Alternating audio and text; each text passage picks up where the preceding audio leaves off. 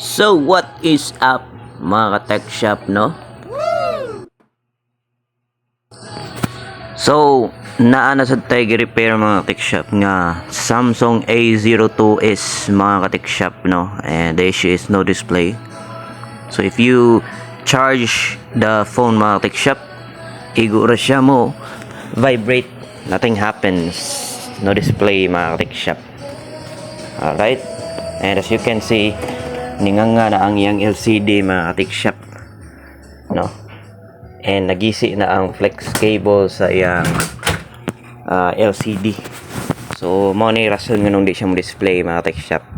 So let's go ahead and disassemble the phone mga tech shop.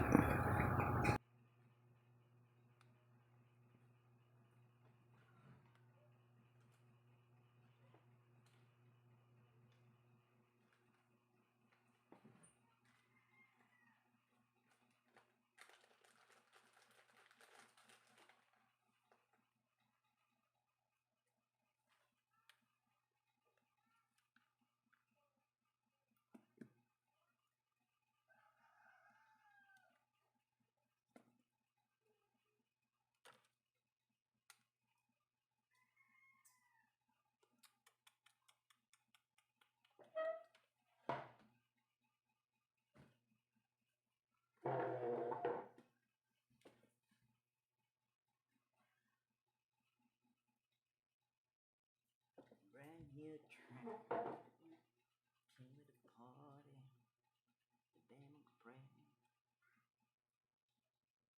baka kamasada Silicone.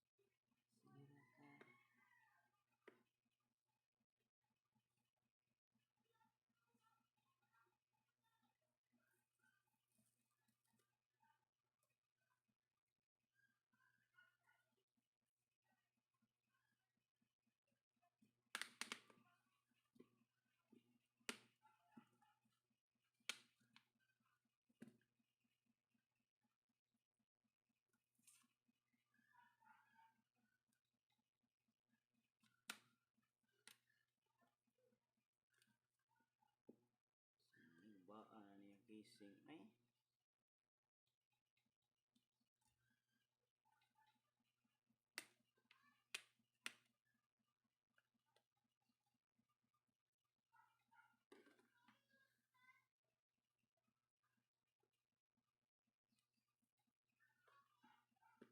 A02s Samsung A02s.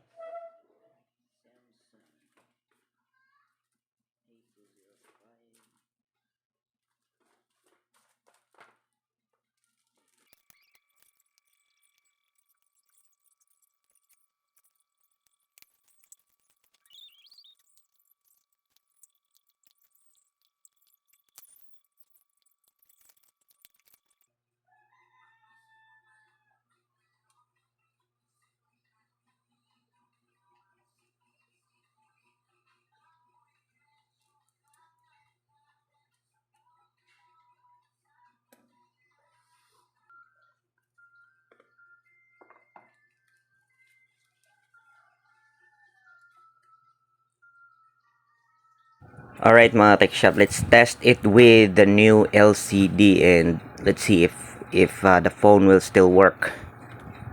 Okay, so as you can see, the size is good, exactly the same. So let's test this new LCD mga tech shop.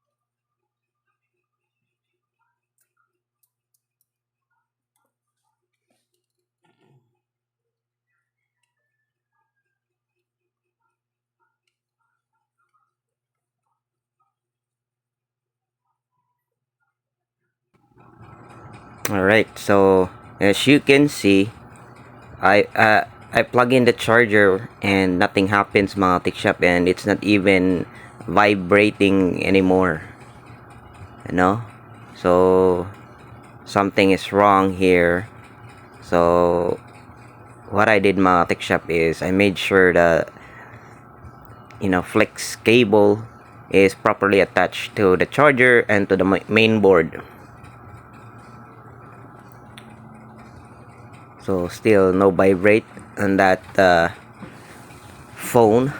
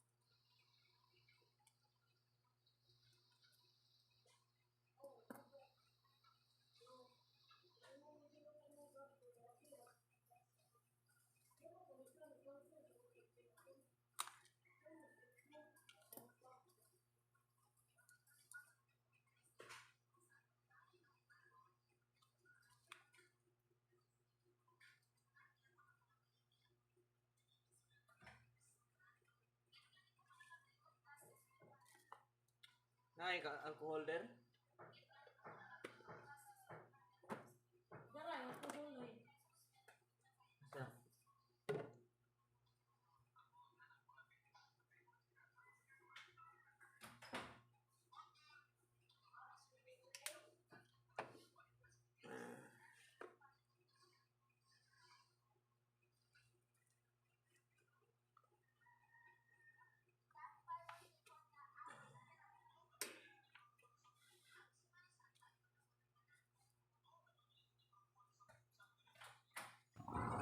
Alright, so after a few tries mga tech shop, it's now charging.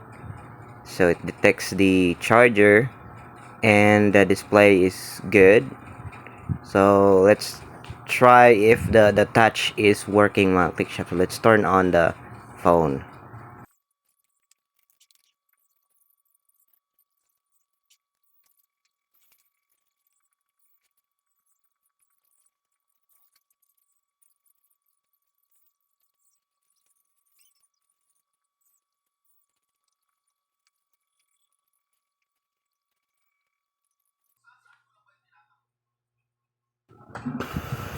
Alright, so let's test the touch,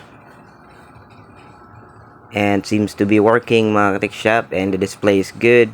So we are ready to display, or we are ready to glue the new LCD mga katik shop. And if you're interested on the tools that I've been using in my repairs mga katik shop, just check the description or the tag items on this video, and you might want to order and practice repairing mobiles or whatever devices, and you can use my videos as a guide. Alright, let's go.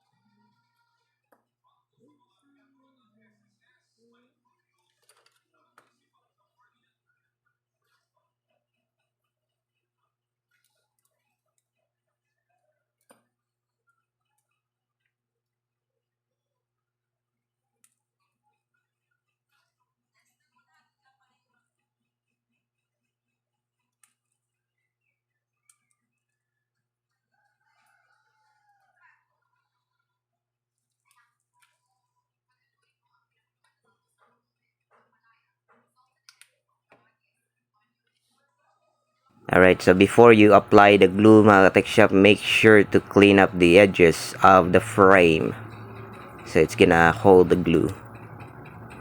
Alright.